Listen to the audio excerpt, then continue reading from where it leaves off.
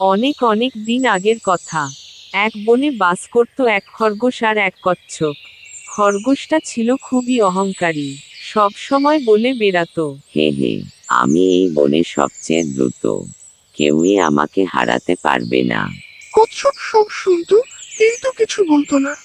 একদিন খরগোশ কচ্ছপকে বলল, এই কচ্ছপ ভাই, তুমি তো হাঁটতে হাঁটতে রাত হয়ে যাবে, চল একটা দৌড় প্রতিযোগিতা করি। সেই শুনে বনজুড়ে হইচই পড়ে গেল। সবাই জড়ো হলো দৌড় দেখতে। দৌড় শুরু হলো। খরগোশ দৌড়ে অনেক এগিয়ে গেল আর কচ্ছপ ধীরে ধীরে চলতে লাগলো।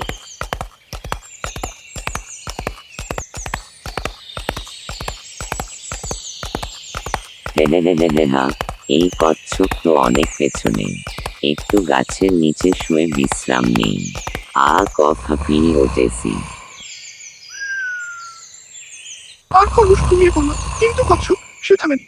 ধীরে ধীরে এগোতে লাগলো। খরগোশ যখন ঘুম ভাঙল দেখে কচ্ছপ প্রায় গন্তব্যে পৌঁছে গেছে। খরগোশ দৌড় দিয়ে কিন্তু ততক্ষণে দেরি হয়ে গেছে। সবাই অবাক। ধীরে চলা কচ্ছপে জিতল দৌড়।